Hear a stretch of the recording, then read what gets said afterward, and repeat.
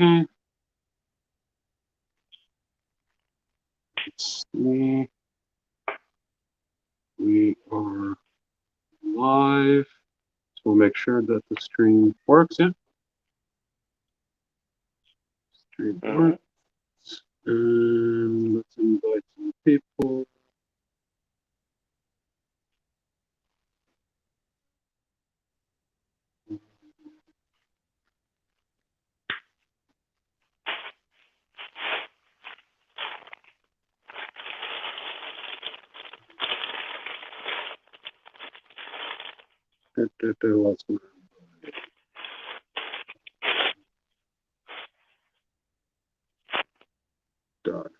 Hey, and our first viewer is Jalen Warner. And do you know him?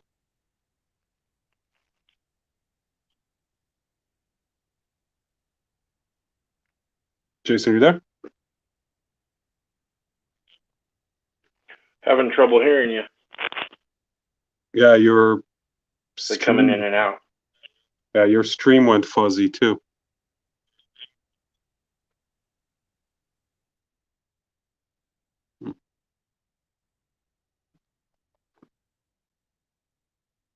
Well, that's different.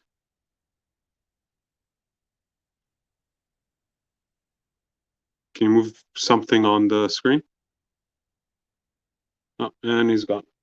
I think he's having some technical difficulties. So you can come back in. Oh, here we go. Yeah, good to go. Good to go. Oh, okay, oh, that's better.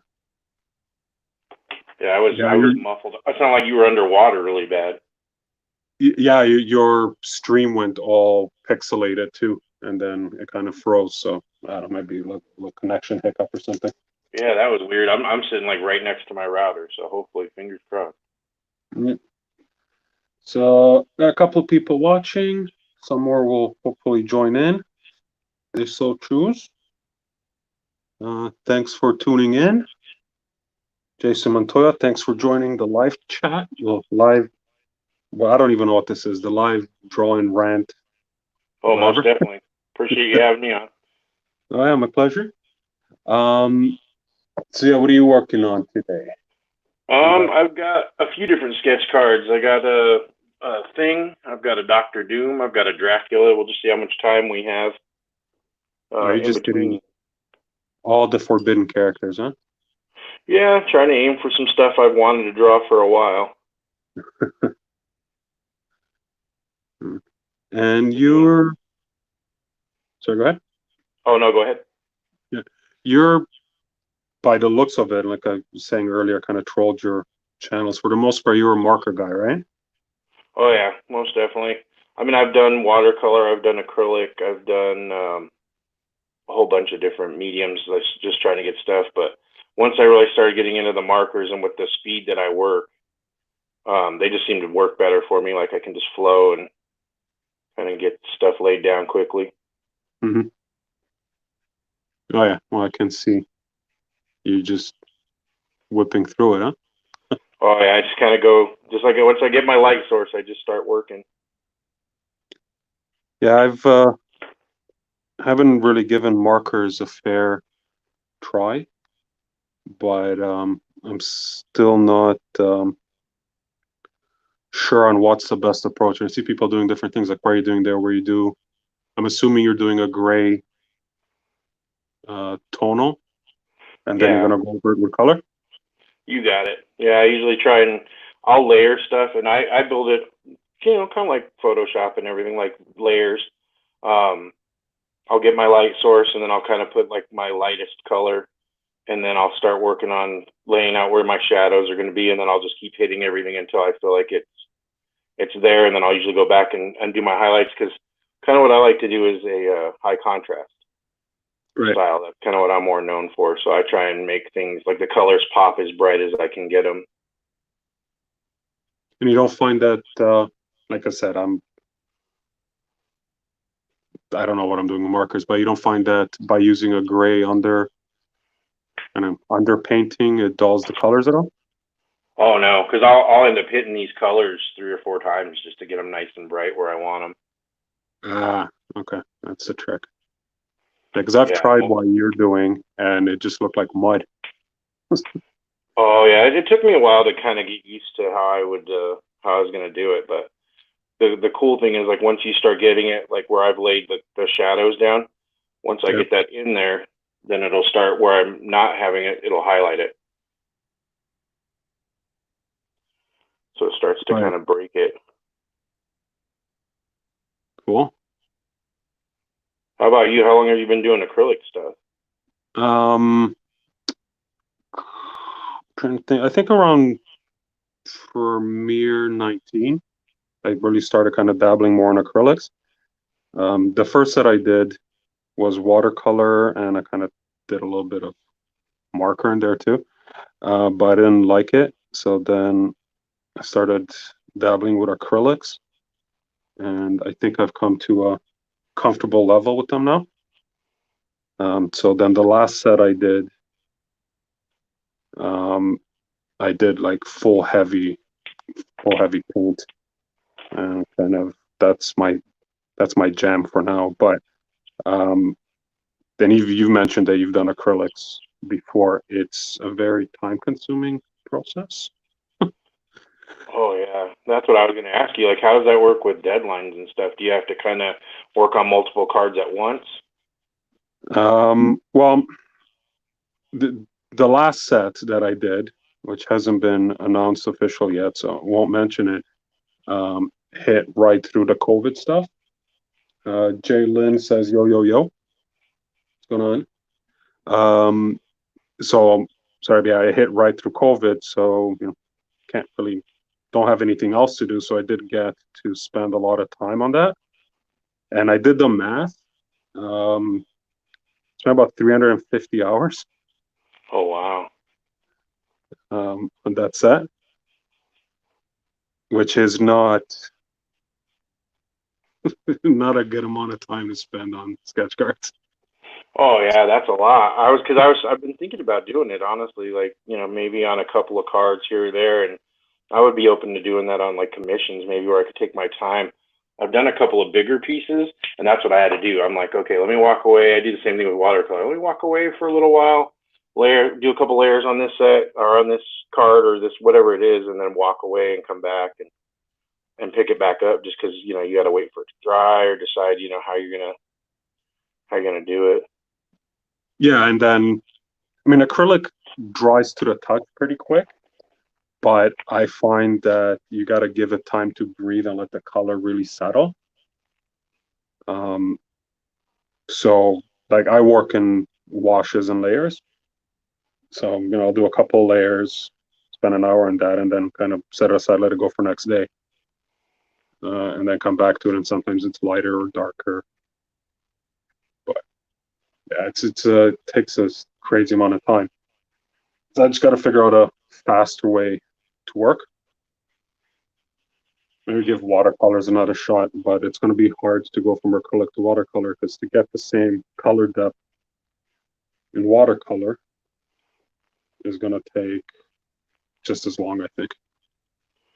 It's Yeah, not it's longer. pretty time consuming, that's for sure. Yeah. I'm too. I don't know if it's ADD artistically, but it's just I have like I see it in my mind's eye, and I'm like, okay, I got to get this on the paper and just try and get it done. And if Yeah, I go that's too got to be slow, like I'm an like, I artist lose ADD. it. Yeah, it's totally got to be an artist ADD. Like some pieces, I have the rough sketch, and I'm like, okay, I'm ready to paint, but I'm nowhere near having the sketch as refined that I need it to start painting. And I just think, oh, okay, I just want to paint. Somebody else do this. Oh yeah, and especially when you're working on characters that have a lot of detail on their costumes or things like that. It's like, oh man, I'm gonna have to go back and hit this with this layer to get that kind of tone that I want, and Yeah, a lot more planning. It seems like. yeah, but on the bright side, acrylic is extremely forgiving. So This is if you true. make a mistake, just let it dry and paint it over, or try to paint it over. So So you've been in the sketch card arena for a while now, right? For a little while, yeah. I started on Homecoming was my first set for anybody basically, but yeah, it was my first set that I actually did as a pro. Cool. And how did they find you, or did you chase them down? Um, they actually contacted me, which was really awesome. I had been probably a couple years prior to that. I've self-published some comics, and I've sent in some tryout stuff, and tried to do like everybody else. When you're younger, you're like, man, I really want to do comics, and I always liked drawing small, and I was always pretty fast, and so I was like, man, maybe I should try the sketch cards, and I did a convention, and here in Colorado, and a friend of mine was like, yeah, man, the sketch card, they're really starting to open up the market more, where you can, be innovative and do different styles and do different things if you get on the sets. And I'm like, oh, that would be awesome. He's like, well, maybe, practice, put feelers out there, see what happens. And so I Hmm. just started drawing night and day, as many different sketch cards, as many different characters as I could, and posting them on social media. And then, art director from Upper Deck reached out to me and was like, hey, we're getting ready to do this set. And I was like, man, that's awesome. I didn't ever think that would happen. And he's like, I'll contact you and we'll talk about the set. And lo and behold, it was Homecoming, which, I mean, that's a dream come true as a fan, because you want to work on Spider-Man stuff for sure. Yeah, that's And a good place so, to start, right?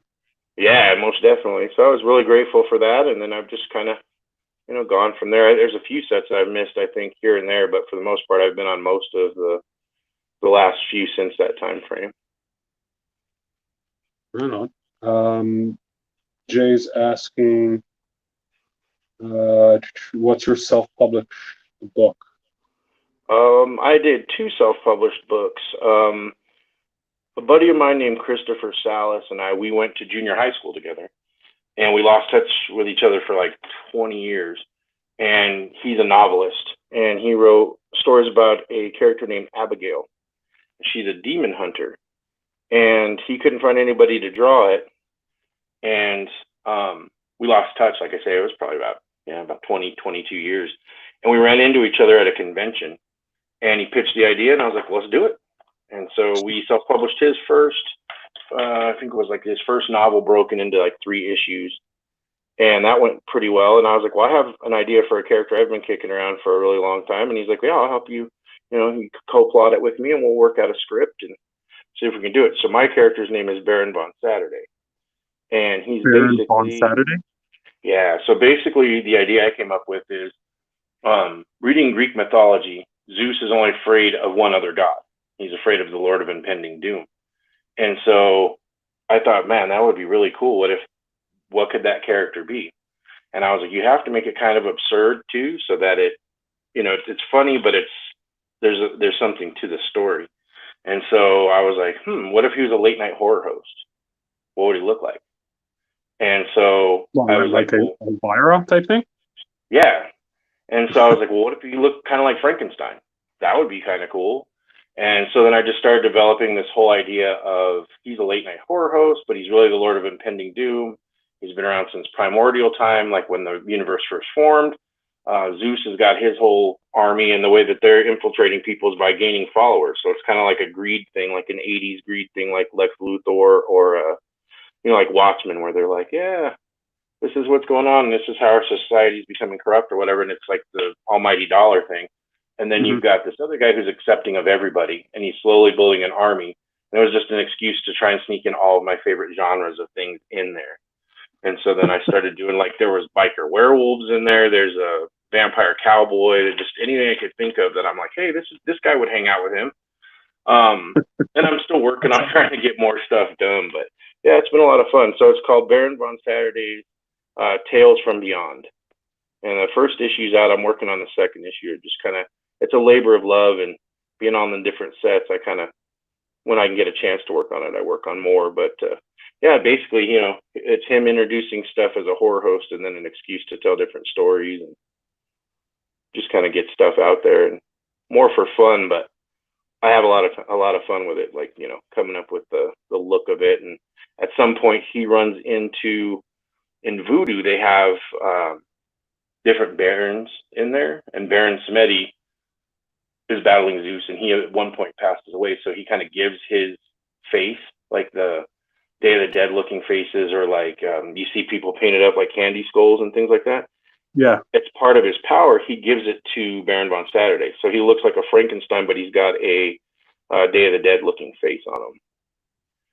And so, you know, he's this huge guy, and he's got, you know, godly powers and everything, but he's kind of got a smart aleck kind of person.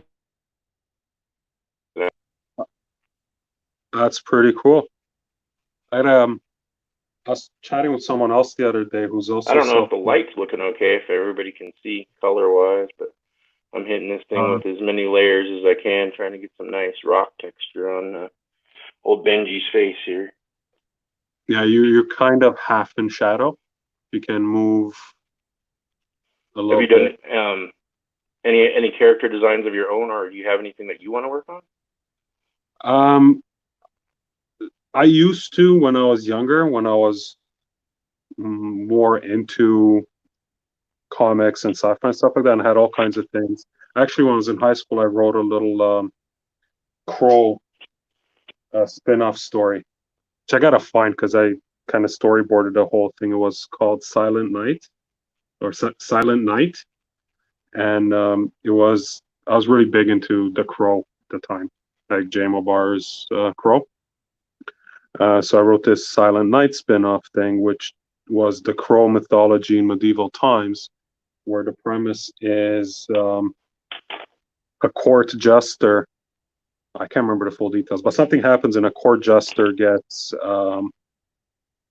stoned and they hang him for whatever reason. Oh, he insults the prince.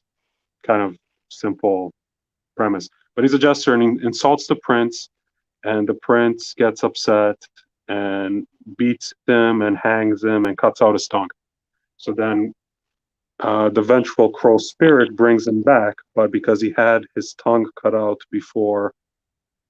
um, before he was killed, um, the crow doesn't heal old wounds. It just brings you back from the dead and makes you kind of immortal until you avenge whatever you need to do. So he comes back, and it's the whole crow thing, but he's a jester and he's got no tongue, so he's silent, and it takes place in medieval times, hence the Crow Silent Night. Can't really hear you right now. Oh, oh, now.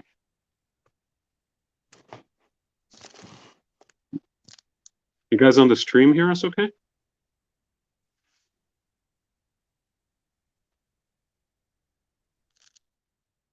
Let's see what's going on with the audio.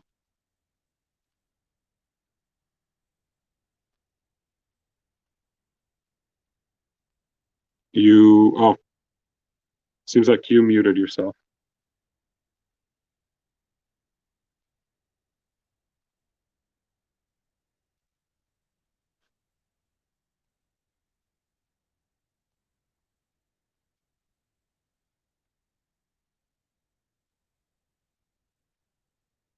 Yeah, Jason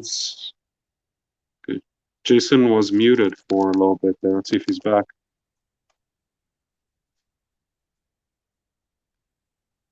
Jason, you back?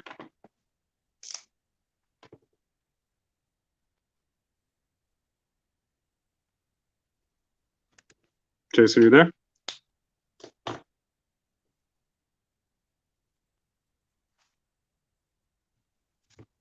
You there? I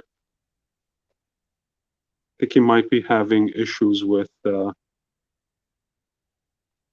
his audio. Having some issues in our test run as well.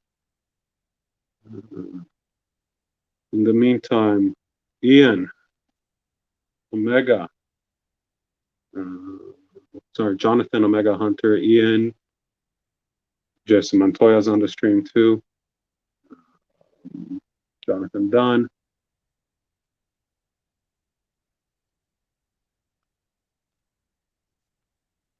Yeah, I don't know what's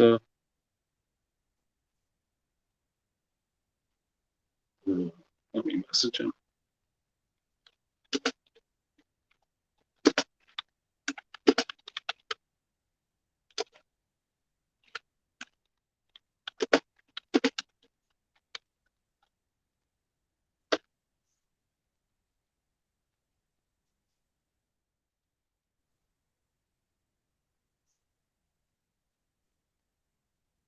Yeah, okay.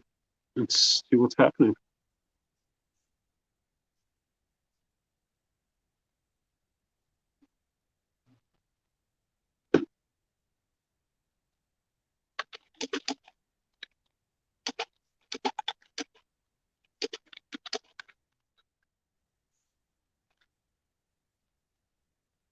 See if we can get him to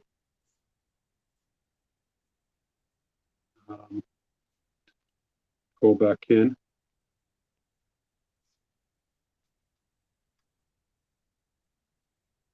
Mhm. Oh, I heard something.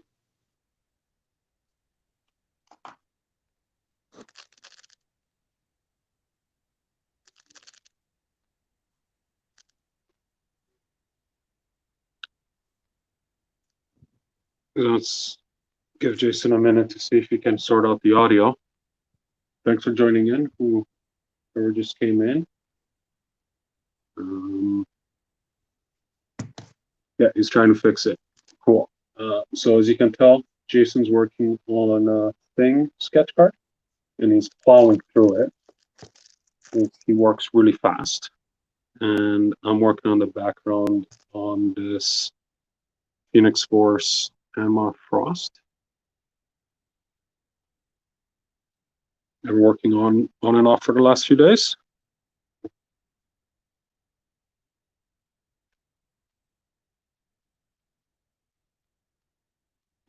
Yeah. Okay, we'll try to get Jason back in a minute. He's just restarting his stuff.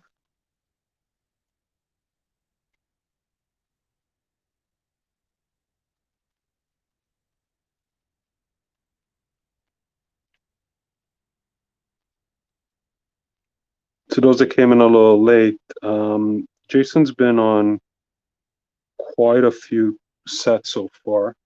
I wrote most of them down. Marvel 80th, Far From Home, Endgame, Homecoming, Flare, Infinity War, Black Panther, as well as some other non-Marvel sets. A busy boy. He's self-published the first issue of his comic. See, if he's back. Any better? So far I can hear you now. Can you guys hear me okay? Yeah. I don't know what happened there. That was weird. No idea. I had no sound whatsoever. I could see everything, but I couldn't hear. Yeah, like I was saying, I can see the dashboard here. Your mic went muted at first, and so I don't know what happened. It's like your audio stream died. Fingers crossed the streaming gods see fit to let us have some no more issue type thing going on. Cool.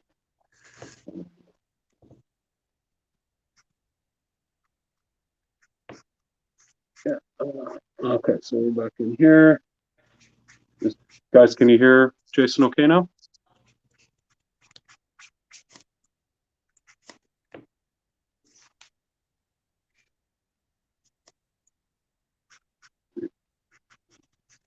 Everyone can hear.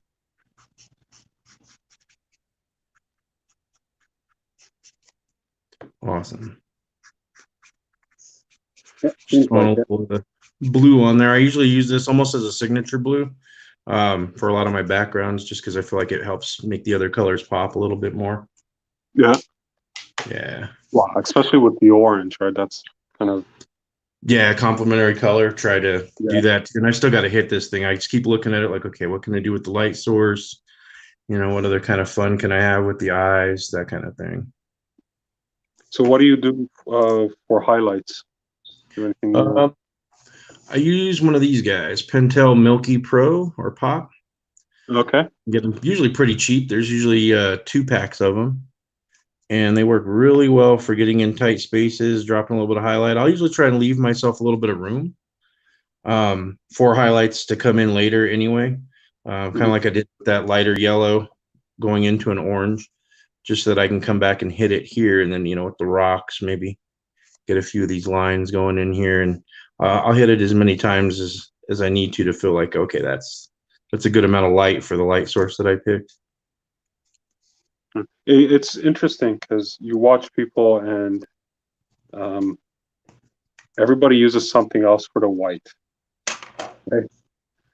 Um, except for using jelly rollers, pencil crayons. I've seen those, the ones that you use as well. Some people straight out paint, white out. I'm trying, and this is something I've started trying to do recently. So you can definitely, like, if anyone follows me, you can see a difference. Trying to stray away from using black, just trying to use grays, shades of gray, letting the pencil soak through. I use a lot of blue line for pencil, trying to get more into using some of the graphite because I can pull some of that graphite into the color a little Yeah. bit easier. Just trying different things, to try and get to a level where it feels more comfortable. And I feel like color wise, dragging these darker tones in here and not using as much black kind of gets more of my point across in terms of my tone and how I want to portray the colors and the light source and things like that. And so you don't do black, like a black outline, right? I've been trying not to. I mean, my older stuff, you can definitely see it. I was the king of a black outline. I'd usually have like a, point 0.1 multi-liner, like an 8 multi-liner, a 5, and I'd kind of go back and hit things to try and get different because that's what gives you your volume. So trying to hit the lines on it, and I was even doing that on watercolors and on different things. I was hitting it with black ink anyway, and sometimes I felt like it did really good, and other times I wasn't pleased with it. And so I was like, I really want to try and get to a point where I can just drop shadow in there and have that, the high contrast like I was talking about earlier. That's kind of my signature thing. And it's just something I've always like when I look at things, I'm like, you know what, this would pop if this color and this color kind of clashed, or if this color and this color were more cohesive or whatever have you with the background. And so I just started trying to work that in, kind of like how you do in watercolor and acrylic, even just dropping subtle hints at where lines would be as opposed to kind of forcing the viewer's eye onto something. Yeah, and I did a similar thing because at first I used to do everything ink lines and then paint over it. But then I found myself struggling to bury the black. So I kind of stopped doing that. And like some of the pencil will show through, and I use depending on whether it's going to be a warm painting like this one or darker one, I'll use either a coal erase brown or uh, like indigo blue, which is just a dark blue, and do that for the pencils. And then that way it does, just like graphite, it does kind of blend with the paint. But this is a little bit waxier, so it doesn't dust if I get it too wet. I got you. Yeah, kind of like the blue line, the photo blue line pencil. I do that when I need something to kind of border the color and not let it blend too much. I'll throw that on there. And some friends of mine at a community center here, we were teaching free classes to kids, and that's kind of what I was teaching the kids is like, if you're going to go ahead and lay the color out, it'll just depend. If you're trying to go for something stark, you might have black and white, and then the shades are backing up what you're seeing with your eye or your mind's eye, what you're portraying.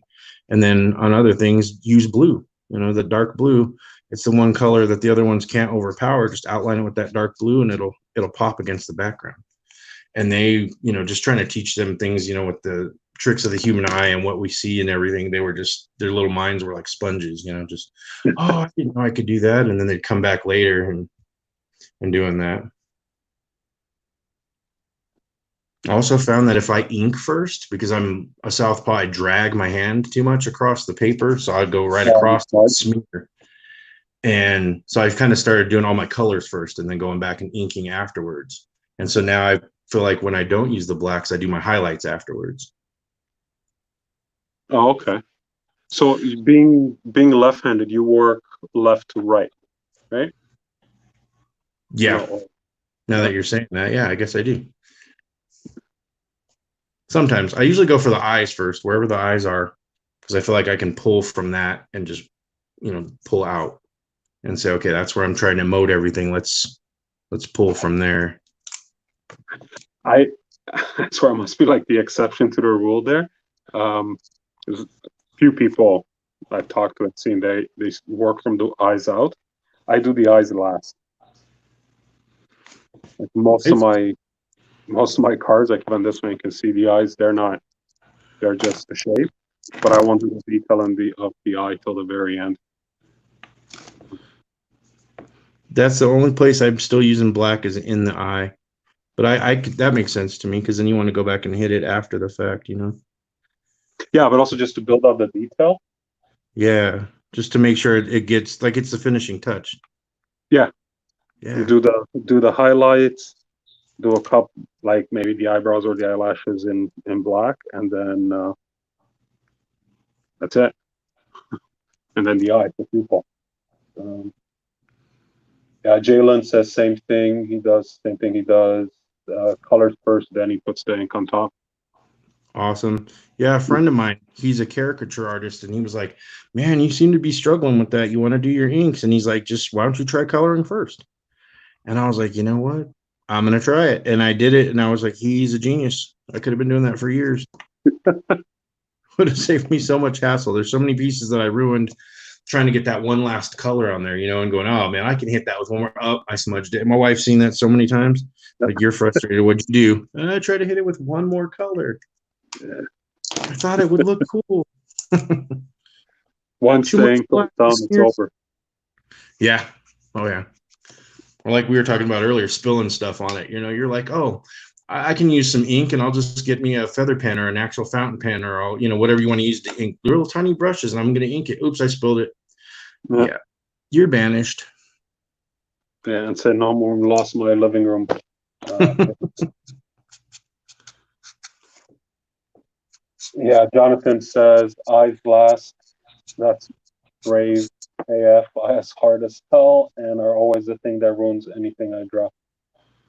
Yeah, it really can. It really can. I've had that happen. I don't know how many times. What I've started doing too now is like I'll leave like a rough spot where okay, this is where the highlight's going to be in the eye, and then I'll still go over it. Like now, I went back and I dotted his eyes a little bit more, but after I do some more shadow, I might end up hitting it again just to make sure. Okay, didn't start randomly eye. We didn't get cross-eyed in there somehow. Yeah. Because I've had it happen just with the tones, even it'll make the eye start to look like it's moving. And you're like, okay, this guy was focused 2 seconds ago, and now he's, you know, wandering. Don't want that happening. No. Like, where Dr. Doom go? I don't know. My eye was googly over here.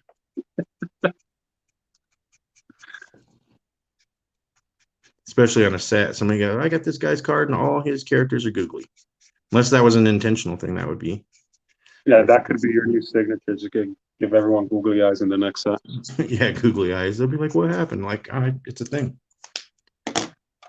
Yeah, like those stuffed animal googly eyes. Like do full detailed characters and then just slap these giant googly eyes on top of it.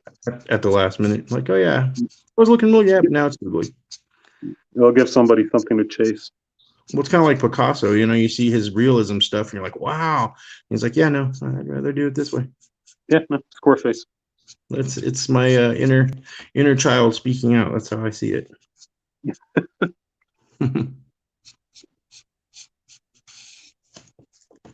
That background's coming along nice, though. Thanks, but you see, like you're getting close to finish. Yeah, I'm almost done with this guy, and that's that. I got stubborn and wanted to hit a couple more oranges in there. Right, I'm still blending orange here on the side, but yeah, it helps with deadlines. Being able to go fast. I'm like, oh, I put that off. And that's it. I don't usually try and put stuff off. I mean, any free minute I've got, I'm working on cards, but there's always that time frame. Oh yeah, by the way, this needs to be back. Okay. You try and squeeze as many in there as I can. so in the normal world, not this COVID environment we live in now, do you do conventions and shows? Yeah. I've done a few out of state, mostly in Colorado. I stay kind of close to home just because the jobs that I've had haven't been real forgiving with days off. You know, the day job that I have now is pretty forgiving with days off, so I can do full 3-day conventions and stuff. But yeah, I've done a bunch in Denver, like Denver Comic Con, and I'm in Colorado Springs, so we have Colorado Springs Comic Con. I do free comic book day, usually in Aurora. Shout out to All Seas. It's a great comic book store that I do a lot of stuff with. Into Outer Limits down in Pueblo. They show me a lot of love. So I do a lot of events with them locally. But I've done a couple conventions in Kansas City and Albuquerque, and stuff that's within driving distance. Okay. And I'd like to do more stuff. My wife's from New England, and I've thought about Boston or some of the cons there a couple times, but I just haven't had it happen yet. And then I've gone to Metropolis, Illinois they have a Superman celebration every year, and they do Marvel and DC stuff there. And I've thought about doing a table there, talked to the owners a couple times, and was planning on doing it maybe this year, but that happened last weekend and it didn't happen. So, Yeah, well, everything's canceled this year. It's a write-off. Right? Yeah, pretty much. What about you? Nothing. So I'm pretty new to this game. Except my first card set was Premier 17, and I never I was never chasing it or anything like that. I was just posting stuff on Instagram. And then somebody from UD reached out, and I was like, "Oh yeah, this is cool." I didn't even know what Premier was, so as I was talking earlier, I don't know all the groups, I don't know the rules, I don't know all the publishers yet, so haven't really done anything to really market or promote my art until recently because there's nothing else to do. So once things settle down, I'm going to try to hit up some local conventions and see what that's like. But we have the big one here. I'm in Toronto, Canada. We have Fan Expo in August, September. Probably not happening this year. But I was just kind of trying to do the math on that, and I think it's like $1,500 for a desk or a table. So I'm not sure if the economics there necessarily makes sense. Yeah, no, I have never done San Diego. Chris, the author that I work with, did it for 10 years straight. Kind of watched it evolve from where it was, in terms of being like a very comic specific thing into more of a pop culture thing. And he was with a publishing house at the time, and they did it every year, as a professional, but I haven't done it yet. No. Yeah, I just kind of chatting to people. Yeah, I mean, Jalen was asking if I ever done SDCC. I guess that's what you were answering. Yeah, I kind of saw that pop up, and I was like, oh yeah, no, I haven't. I know I haven't done anything like that, and with you being kind of new, I don't know. I mean, it's kind of hard being a card artist versus I've done prints and things like that. I'll do original art that's bigger, 9x12, 11x17, things like that, and have them matted and ready to go. And sometimes it's hard to draw attention to cards because they're smaller and you might have a smaller setup. So some shows I've done, I've tried to target more card shows because there's pretty good amount of card shows here in Colorado where people collect sports cards, but they also collect the non-sports cards, and they know who does what sets. And through that, I've done some pretty good shows where I've met people and they're like, oh yeah, for anybody wondering what the back looks like, there's what the back's starting to look like with the marker. Me hitting it as many times. But I don't know. I feel like I kind of feel like Ben's done. I don't know. I don't know if I need to hit it again or not. And I don't know if this light is showing anything. No, that's good. Yeah, I like how you did the key light. Appreciate that. Now I got to hit it with my signature there, and I think I'll call him done. I've got a couple other cards to work on. So.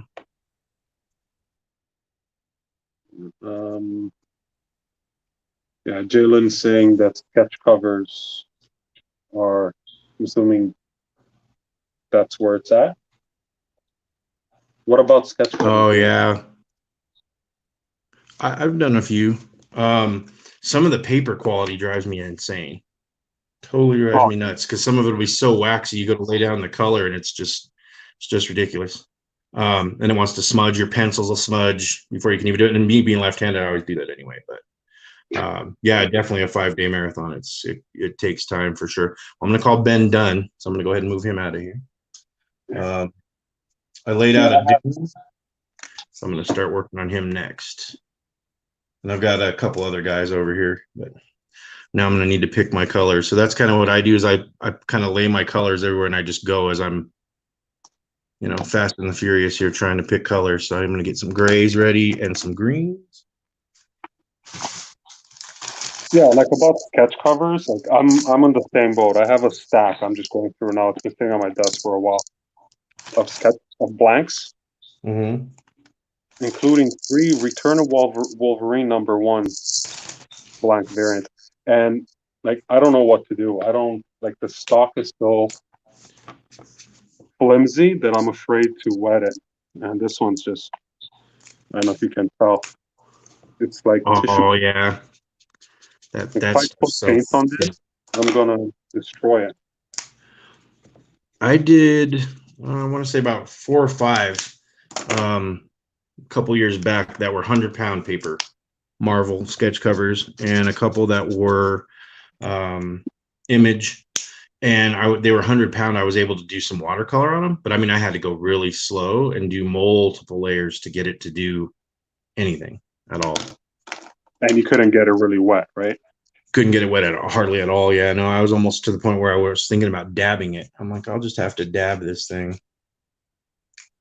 and just like, kid gloves, trying to go real light. And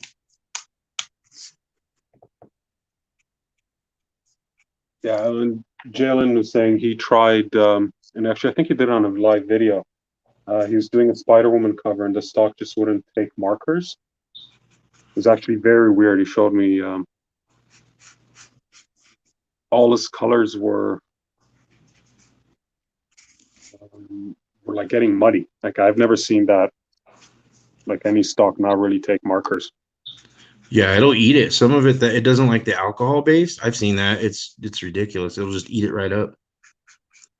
I Yeah, did and one for they used to have I don't know if anybody, and this is a tragic thing that I'm bringing up just so that to bring positivity to it, but the Aurora shootings that we had here when the Dark Knight came out a few years back, I've done a lot of work with them. They have a charity that tries to help the folks out, and then we would donate sketch covers, and I can't even remember what company it was, but one of them, it was so waxy, I just started kind of letting that mud thing happen. Like I kept blending stuff, and then once it dried, I went back over it and I inked over that, and I used it like the white of the paper for the highlights, and then I toned it because I oh, couldn't so get you basically any of primed it the to stick. paper with the mud.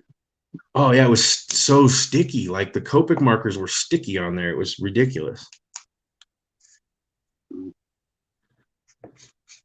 The Fallen Sun cover. Is that the one? No, I don't remember what cover it was, but it was definitely one where it was just super, super sticky. And I tried to do like an anime look for the character because I was like, oh, this will be fun and kind of a challenge. Like recently, I started kind of do like variant covers for our books. Like if I do a second or third printing of stuff, just try and do something different. And a few people were like, well, ever thought about drawing the Abigail character because she's such a strong female character as a anime character? And I was like, yeah, I could do that. And so I tried doing that, and it was a similar style. I was like, oh, well, I'll go ahead and do one of these sketch covers like that as well, just to kind of broaden my horizons a little bit. And it would not. It was just mud. It was awful. I wish I could remember what cover it is. I think I have. They published the books, which was awesome, and gave all of us copies of them. And I know I have it here somewhere. It's probably in my other little room that I have all my stuff in. But I mean, you could tell it was just horrendous, like stock. It just would not take anything. I tried to do a shadow. I think it was a shadow cover too, and that one I still haven't done it just for fear that I got my pencils down. And sometimes I'll use the red pencil to get more of a flesh tone. Sometimes I use the blue cover to make things pop. And then if I do the graphite and hope it doesn't smear with my hand dragging back and forth. And that one, I'm so scared to tackle it just because I'm like, wow, I don't know if this is going to work at all or just end up as mud. And luckily, it's not for anybody. It's just one I was doing for myself. So, I mean, if it does, it's no big loss. But Yeah, but still, you don't want to put in all that time and effort, and then this thing just eats the marker. that's always my fear is if someone's commissioning you and then the sketch cover, the stock is horrible. It's like, oh man, I don't want to let anybody down. And I've done some pretty crazy. There was a little girl at one of the conventions that I did, and she had a mask. It was a unicorn mask. She wanted all the 501st to wear those. So she was having all the stormtroopers go around and wear the unicorn mask. And she was asking the artists if they would draw it. And they were like, oh, I don't know if I can draw it. I got like 4 of them done on sketch cards. And it was crazy because I was trying to dot and do like even the little dots on the carpet at the convention center to try and get it because I wanted her to be happy. And she was pleased with them, but I was just like, I didn't want to let her down. I was like, okay, let me try and as much detail as I can get in there, get every little, the unicorn mask, like they hit it with an airbrush around the mouth, and it's just really weird. And I was like, well, let me see what I can do with that. And people I was tabling next to was like, are you crazy? Why are you drawing unicorns and stormtrooper outfits? And I was like, this little girl wants it really bad. Me, I can't let her down. It's like, oh, this guy brought an airbrush. Yeah, if I would have had an airbrush there, I would have done that. I would have been like, yeah, let me throw some color down on there for you, see what we can come up with. Let's see where we got light coming from on this card here. Jonathan Dunn's excited about Doom. Oh, awesome. Yeah, I've been wanting to do a Doom for a while. Seems these characters that you can't do on sets. Yeah, that's what I wanted to do for the stream here, because I'm like, man, they, just in case anyone ever went like, what would his Doom look like, or what would his Ben look like? And Doom's like a favorite of mine. I'm sure I'm not the only one that loves some Doom, but he's just one of those characters. Like, man, I wish I could do him on a set, maybe one day. Well, eventually, and I think people are gonna go mental for him once they finally allow Doom in. I mean, it's nice to see Gambit was back on the last set. So hopefully that's a sign of good things to come. But yeah, for sure.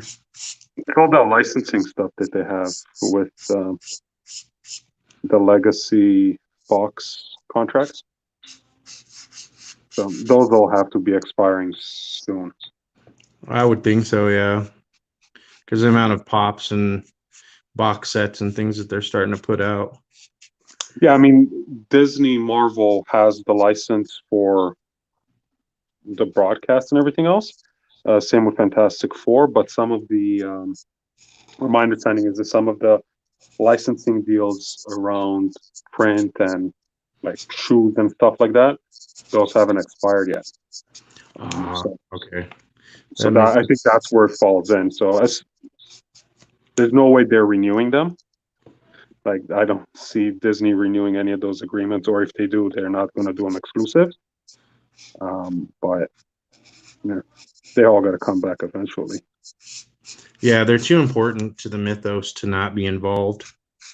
And there's so many fans of certain characters that, I mean, they need to have as many different avenues as they can, especially with all now that they're media giant like they are, where they can touch so many different levels and so many different people globally. It's kind of silly not to have as many characters in there as possible. Yeah, I mean, if you look at was it Universal that had Fantastic Four, or Fox, whoever it was, and then Universal had the Hulk. They were not letting them make a movie no matter what. I know that. Yeah, and like the last Fantastic Four movie, the one that was all that was a mess. I didn't even watch that one. You're not missing anything. Yeah, I was like, no, I can't bring myself to watch it because I already, just by looking at it, I was like, Yeah, but that film was rushed in order for them to maintain the license because the window was expiring. Oh, that makes sense. Kind of like with the Sony redoing the origin story of Spider-Man. Yeah, because they need to. Yeah, I mean, this is going back to, I may have the names and dates a little wrong, but Avi Arad, I think it was in late 90s. Oh, yeah. He went and he licensed all the characters to different studios and TV shows and whatever, and kind of saved Marvel, right? Because they got all this money. But those contracts and that licensing is all renewable without negotiation. So basically, like with Sony, You need to put out or have a Spider-Man movie in production every X amount of years for you to maintain the license. So I'm sure that the Universal deal or the Fox deals were all more or less the same. Oh yeah, I'm sure. The legacy ones, anyways. Like Blade, I don't know. Like I really enjoyed the Blade trilogy. Yeah. I would love to do some Blade stuff. I love all the Marvel horror stuff from the 70s. Like I try and sneak them in there. I like to do obscure characters on the sets. Like whenever I get a chance to do an obscure villain or a character I haven't seen in a while, I'm like, hey, how many people remember this guy? So, but you should mention that I did a couple of like really obscure characters on the last set. Like if they get approved, but I did Orb, is that his name? From Ghost Rider? Just a giant eyeball on body. Oh yeah. Um, and which one also was weird? I did Man Spider. Yeah, I don't know if that'll get approved. So that's like the mutated giant spider in the Spider-Man suit. Oh yeah. I just snuck him in on Paul Hill and I are doing Webhead Wednesdays. And so we're doing Oh yeah. Spider-Man animated series with Will Robson and the guys from the Spider-Man podcast, which has been awesome. And I snuck him in there. I was like, man, I have to do Man Spider. I think he was the second or third one that I did. I was like, I have to do Man Spider. Oh, because he was on one of the animated series, or Yeah, he he was animated on there. roughly the night. Yeah, no, I was like, I have to. That's a sweet spot. I want to do that. So So I who's did your on Daredevil. I got a guy that usually commissions me for a Robot Man too. So I usually end up sneaking not Robot Man, Machine Man.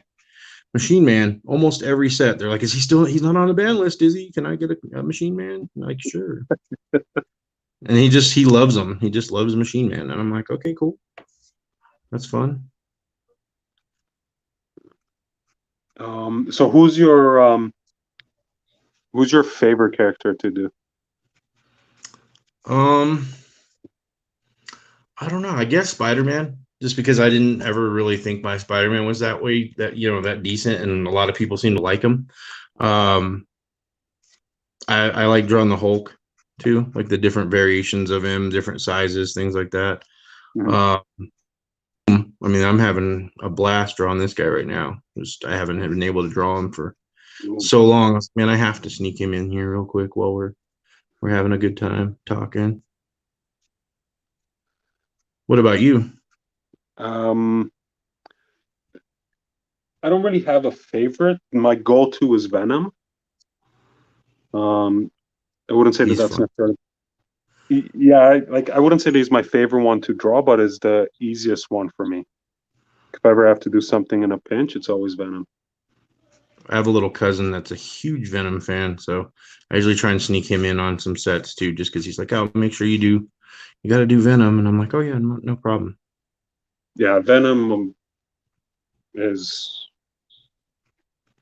I do a lot of Venoms, um, but I had a lot of fun doing Ghost Rider.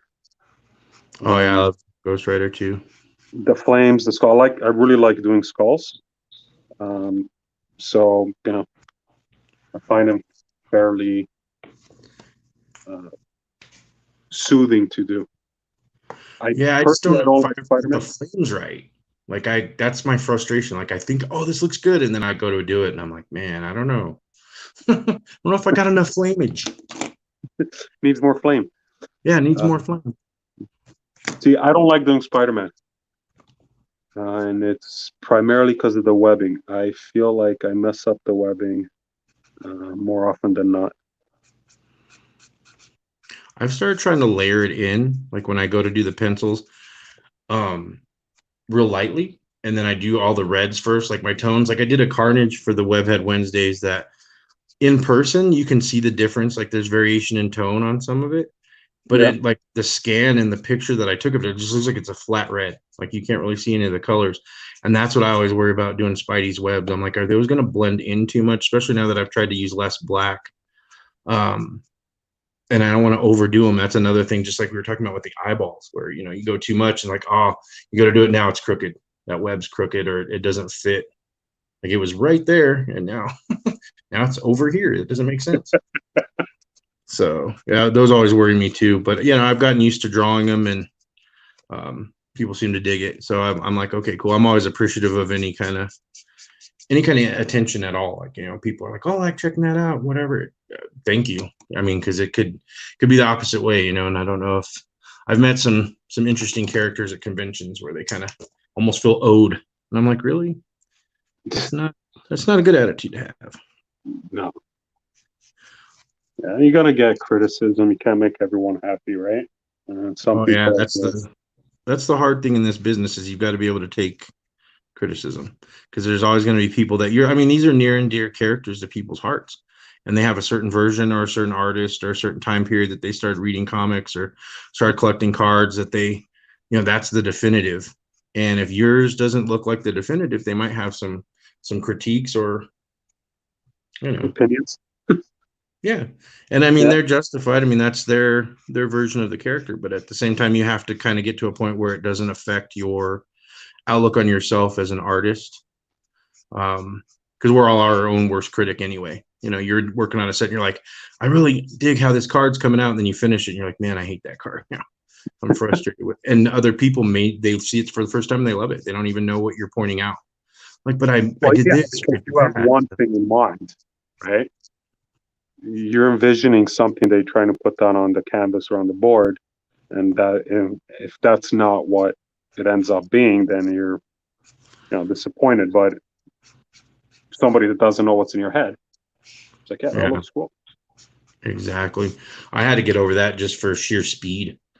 You're working on a set and you're like, man, I'm not really pleased with how that card came out.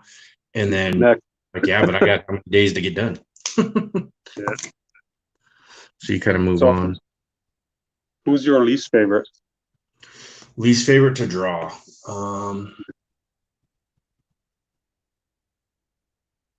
When somebody convinces you and you're like, shit. Probably Deadpool. Deadpool. Oh yeah. That's Deadpool. Just because there was a time period there where if you're at a convention, everybody wants Deadpool or Harley Quinn and Deadpool. And you're like, I drew like 15 Deadpools today. My red mark. I'm just sick of it. That's probably the main reason why. It's just,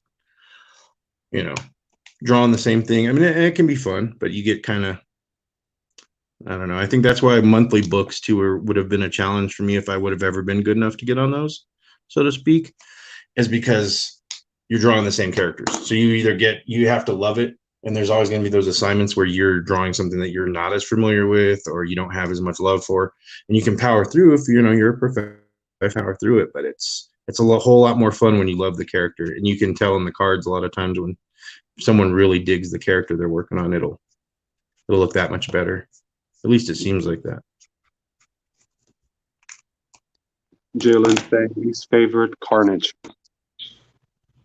I don't know. Yeah, just kind of a pain too. I don't know. The last couple times I've drawn them has been kind of fun though. Just doing the reds first and then doing the blacks, because I used to try and ink everything first, like I said, and man, that's not fun. Yeah, definitely oversaturation. It was bad for a while there. I was like going to Carnage. Same thing that applies to Venom for me or any of the creature characters. Like when you're doing a person, right? Like Emma Frost or Jubilee, whatever, right? You gotta sit there and fuss over the details, make sure that the eyes are perfectly lined up and they look pretty or whatnot. But when you're doing the creatures, Carnage, Venom, Man Spider, whatever, you can go goofy with the proportions, right? Oh yeah. And if one eye is bigger on Carnage than the other, or Venom, or the mask isn't perfectly symmetrical, it's fine because they're so organic. But then you get into making sure you get the texture on them right, or you might offend someone. Yeah, no, I hear you on that because I like drawing a lot, like the more gruff the character, like they've got a lot of detail on their face, or that's just so much more fun to draw because you got room to drop shadows on them, or lines that you normally don't get to use because it will make the character look old or disproportionate. You really can't use on a lot of the female characters because then it automatically ages them, or Yeah, throws one thing off if you use a harsh shadow. And since I like high contrast and using darker shades so much, I'm like, man, I really want to throw a shadow right under this guy's nose and make that nose prominent or whatever. And yeah, you can't do that with a lot of the female characters because it won't look right. That's why I like man, don't drawing get me wrong. Marvel monsters. They're a lot of fun because of that. Yeah, I meant to do what's his name? Fin Fang Foom, that big dragon thing. Yeah, Fing Fang Foom. Fin Fang Foom. I meant to do that on the last set, and I was kind of getting burnt out at the end. I was talking to a couple of people like, okay, throw some weird characters at me that I can just kind of let the brush do its thing. But then I ended up doing Tippy instead, which came out great. But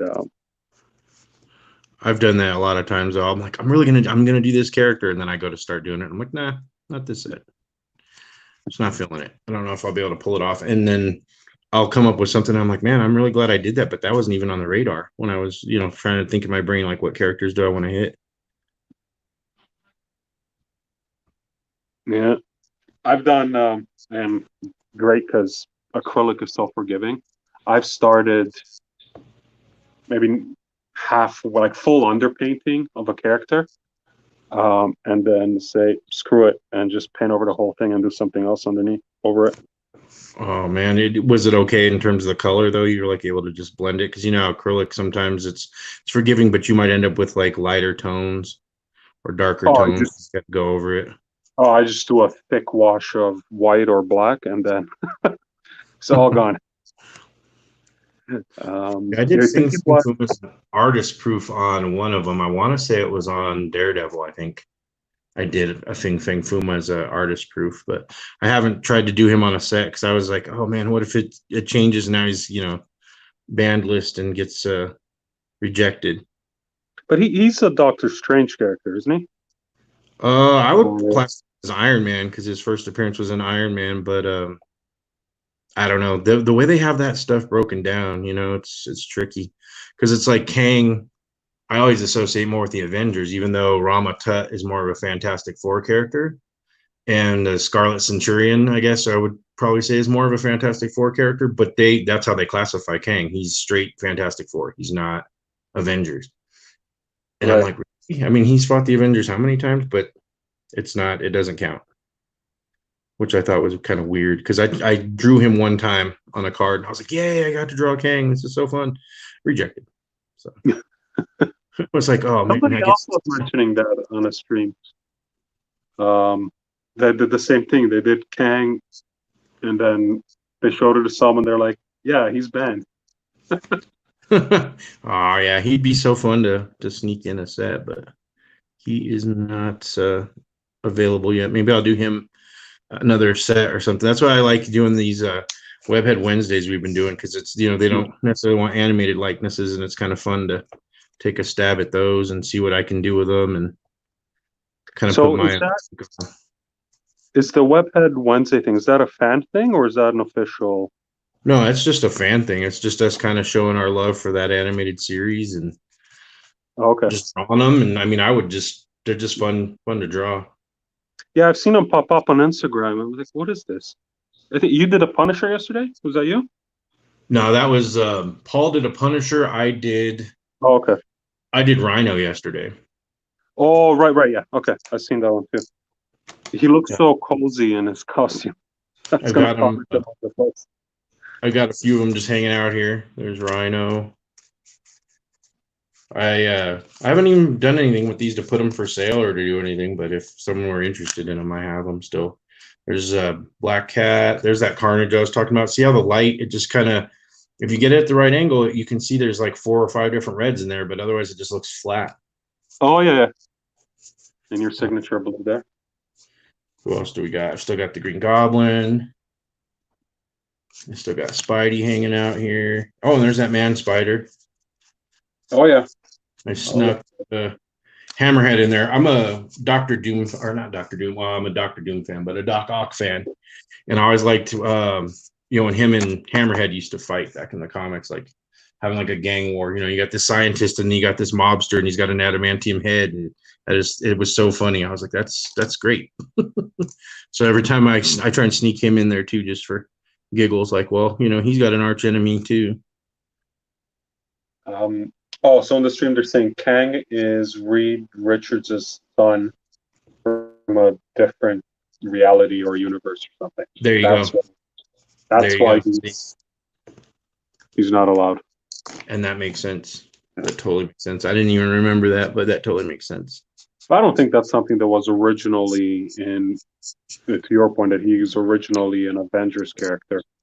I don't think that's something that was in the original mythology. They just probably threw it in when they introduced him into the F4 world.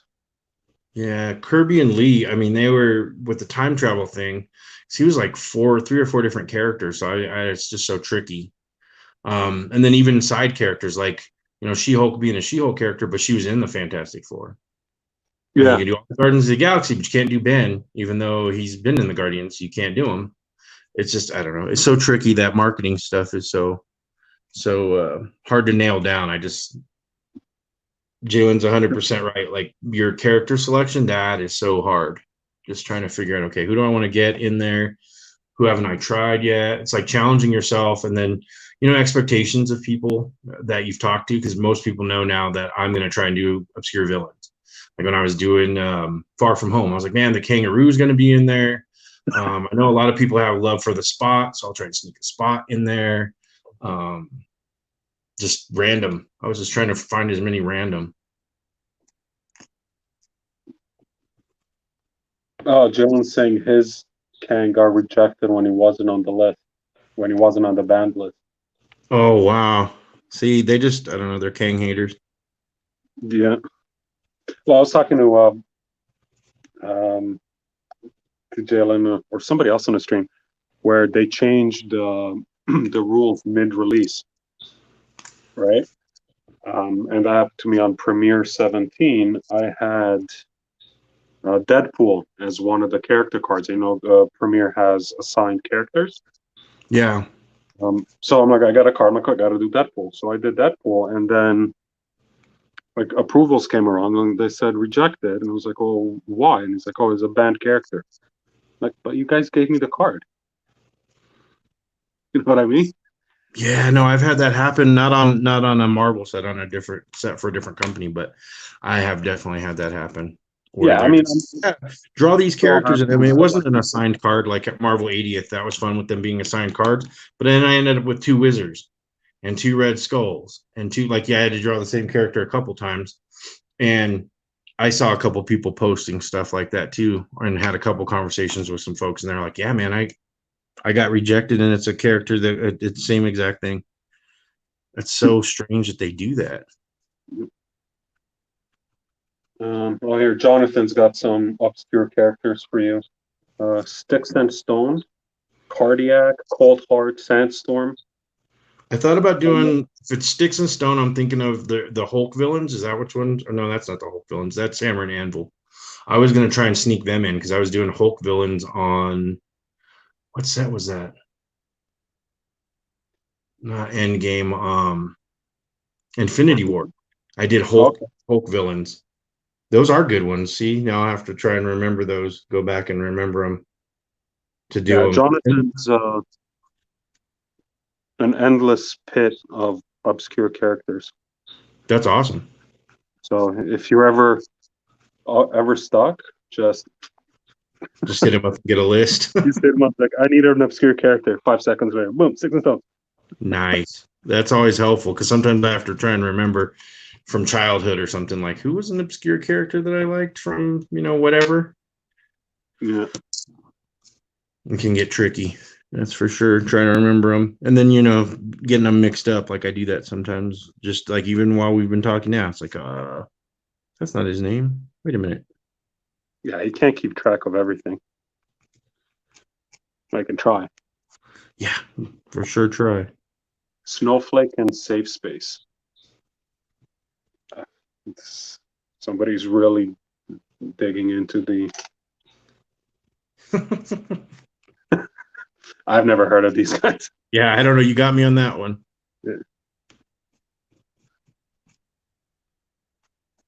Yeah, that's something for Jalen to do. That's yours. Yeah, but he actually makes a valid point. It's like every now and then some of those banned characters sneak through to a set. I know if you've seen, I think it was for Premiere 19. I saw Apocalypse, Yeah, he was on a couple sets there for half a second. He was. but he was banned. He wasn't. He was on the ban list, but Yeah.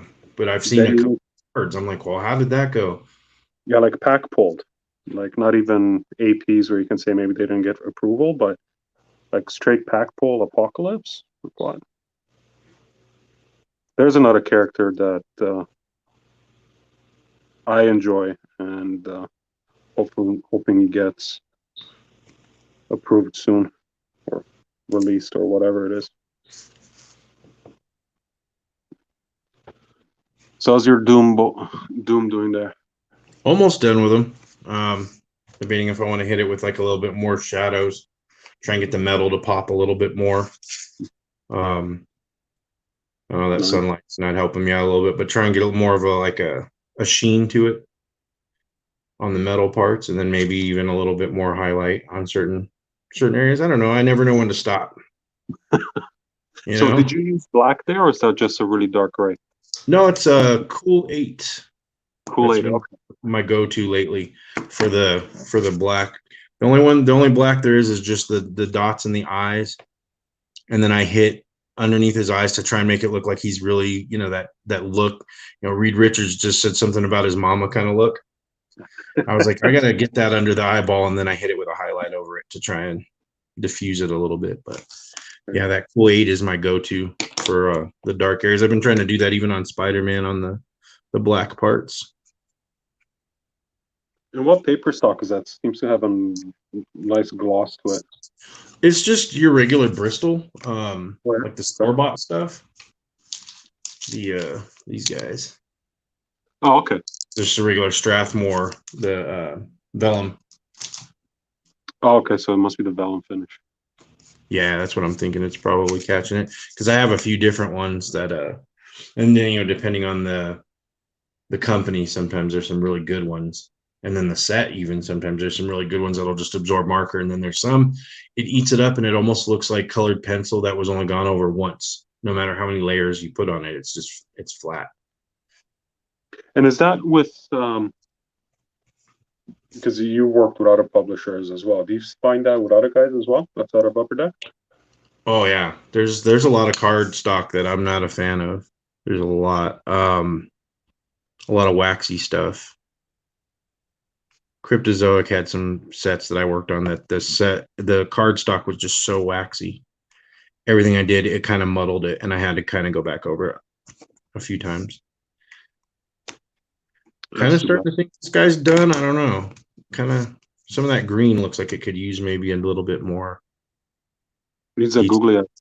At the same time, I'm like maybe some lightning behind him, like over here in the corner. Kind of, yeah. And then maybe I don't need to do another layer. Just that way the light's striking and putting that a little bit of glow in there. Yeah, I guess I'll call him done. Very nice. Here. Are we on time? Okay. Yeah, how are we on time? It's really easy to forget, to start. Yeah, let's look at the time. Dracula out here too that I kind of wanted to work on. I love doing those sneaking those Marvel horror characters in there as much as I can. And most of the time they make it through, but not always. No, I guess it depends on who's approving. Right? Yeah, probably. It's probably the same. I mean, I'm sure it's the same thing that applies with when they're approving the more sexual or sensual cards. Oh yeah. Yeah, That's kind of some what's get got me through, doing some more don't. headshots. I tried to shy away from headshots and try to do as much like, the whole body scenes and things like that. But then I would draw some of the female characters and they were, it's too much. And I'm like, well, I didn't design the costume. Like I'm just drawing that Yeah, character. And that kind of frustrated me. So I started doing more up close stuff. And I was like, I know people get tired of it, but it's safe. And I know that the card will hopefully make it into the set if I do it that way. So yeah, it kind of helps my decision making there on some of the poses or some of the characters. yeah. And it's unfortunate that the artist needs to play it safe in order to get through. Um, but that's the nature of it. And speaking of other sets, because you have worked on other sets, you find that the other publishers are as what's the word I'm looking for? Persnickety about cleavage and Some definitely are, and some aren't. It just depends on their characters, and how they're, the set itself too. Like, how do they want them portrayed in the set? right. I would think about doing him in an anime style if I think he can get snuck in there. Anime Dracula. Yeah. Yeah, that would be fun. There was an anime way back in like 1982 or something like that came out. That Marvel did with Toei Animation when they were, getting ready to do GI Joe and Transformers and all that stuff. Yeah. Uh, and I'm a huge toy collector guy, so I'm big on Transformers and GI Joes and all that stuff. In fact, a lot of the conventions that I've done out of state have been Transformer conventions because I like drawing those a lot as well.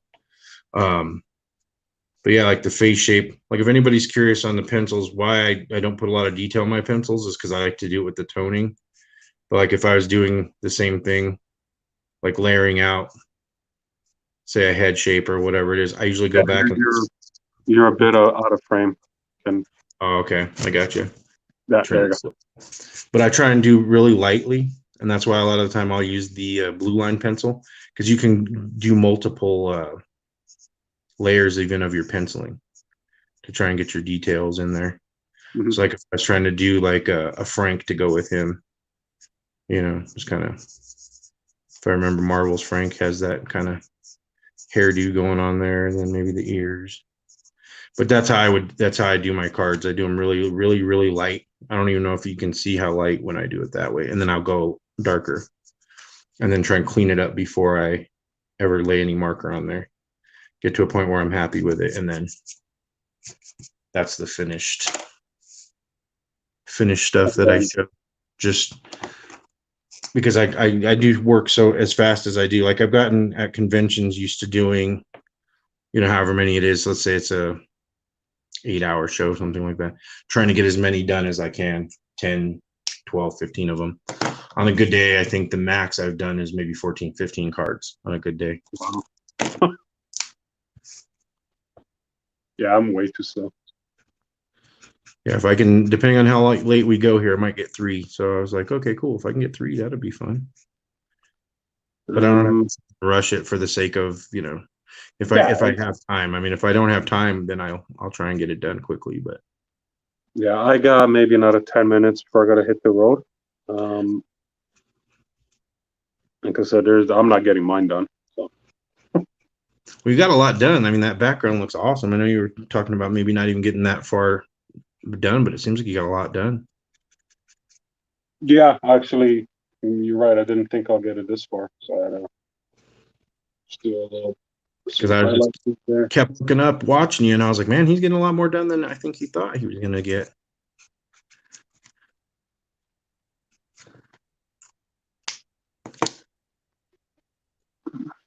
So, how do people get a hold of you if they want to give you money?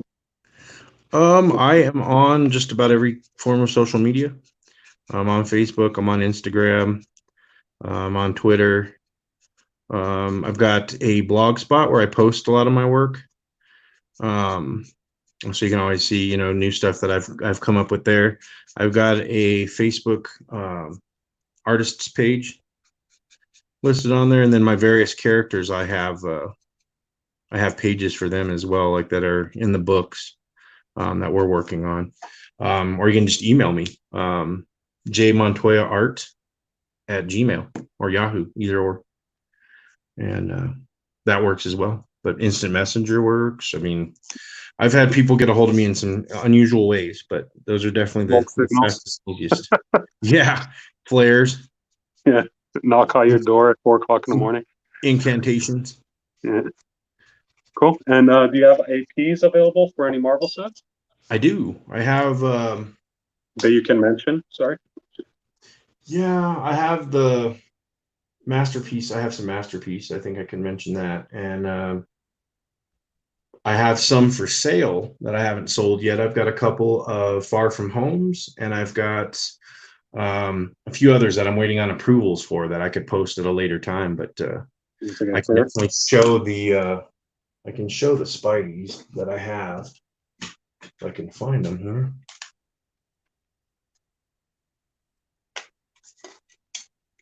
Just the right batch of cards? Probably not.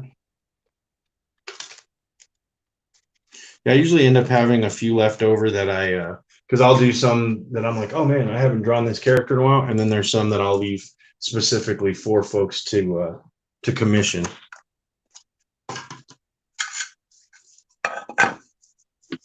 Yeah, I've got that Spidey right there. Oh, nice. That I haven't posted. I thought about posting it in the group. I'm kind of relatively new to the group, and I was like, I don't know what the etiquette is. I don't know if people are going to dig it, if they're going to want them. So I was kind of hesitant, but I've got a Hobgoblin too. I usually end up drawing Hobgoblin. I love both goblins, but just something about that 1980s time frame for me. Yeah. Even just like, here's a bit of trivia. There's my wedding ring, and I don't know if you can see the reflection on it, but I've got the Black Spider-Man, aka Venom symbol on there. Oh, nice. Because I'm such a huge fan of the Black Spider-Man. I know when it came out, everybody just hated it, and I was a little kid that loved it. I was like, oh, cool. Now he can assume any identity, and it can make its own webs, and I just thought it was the coolest thing. And everybody's like, it's garbage. He needs the old suit. And I was like, yeah, I like it, but I like the black suit. So I usually try and sneak black suits in a lot of stuff too, just to make myself happy. Yeah, you're mentioning the group. Etiquette's pretty, people are really chill on the group, just kind of follow the rules. If you put something for sale, I think the big thing is just put the price and keep the negotiation public. And if you do something wrong or against the group rules, they'll let you know. Okay. So yeah, definitely not into offending people. I like to get along as much as possible. Jonathan is saying, if Spidey can run around in skin-tight outfits, legs spread flying through the air, the standard Emma Frost in a normal outfit should be okay. You would think, right? You would think. Yeah. I love drawing Black Cat. That's another thing from the 80s where, everybody loves him with Gwen Stacy. Everybody loves him with Mary Jane. I loved when he was with Black Cat and he had the black suit. Yeah. He's kind of, and I'm not taking this anymore. I'm gonna start fighting back. And he kind of had a bad temperament because the suit was pushing him, and that's who he chose to date. And I'm like, well, yeah, that makes sense to me. You got to have the bad girl if you're the bad boy. And there's fans that would argue with me like, no, and I'm like, nah, I don't know. So I don't know how well the camera catches stuff. So I try to do some clouds right now, just like blending the night sky. It's a little bit out. And I'm trying to get better about taking pictures of the actual card because I've had some people complain like, hey, that's you just, it's scanned in and then I put a background on. And they're like, yeah, but I can't really see what the card looks like. And I'm like, oh, that's a good point, I guess.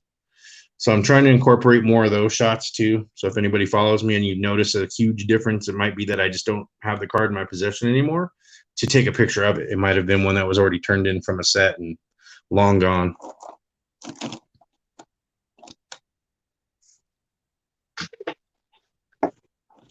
Cool. Yeah, I gotta wrap it up because I gotta do some shopping before the store closes tonight. So any parting words of wisdom?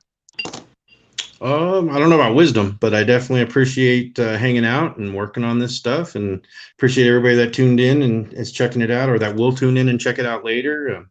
Any interest that we can get as sketch card artists is definitely appreciated. We definitely enjoy our craft, but we like having people's engagement and seeing how much they do dig the work. And there's some amazing sketch card artists out there that blow my mind daily. So I count myself lucky being a part of that. Yeah, it's so many nice people, good people. Like I said, I'm pretty new to this. I'm just meeting new people every day, and everyone's just so humble and open. It's great. It's a great community. Most definitely. Yeah. Everybody has each other's backs. I mean, we all want to see each other do well and see, oh, you're working on the set. Awesome. I don't usually ever hear anybody, oh, you're working on the set. Oh, it's always you're happy for each other, or oh, I can't wait to see what you do with that style or with that particular genre or on that movie, project or TV or whatever it ends up being. So, yeah. Awesome. Well, Jason, thanks so much for hopping on. Really appreciate you having here. Everyone who's still watching, people kind of trickling off. Thanks so much for joining. Find Jason Montoya on every single possible platform that exists, or just Google him, I guess. Or Smoke Signals, don't forget. Smoke Signals, don't forget. He's got APs, commissions, all kinds of good stuff. Yeah, it's definitely, and I've got some sketch covers as well. So just depends on what folks want to get done, and with deadlines, what I can work in. That's what I always tell people. I appreciate their patience. You know how that goes. I'm fast. I can only do so much in a day. That's true. And Jonathan says none of them are really nice. They're just trying to get our characters out there more often. So everyone's got an agenda. There you go. It's all hidden. Smoke and mirrors. Smoke and mirrors, exactly. Awesome. Jason, thanks again. If you want to do this again, hit me up. Most definitely. I had a blast. Sounds good. Thanks, everyone. All right. Appreciate it. You take care.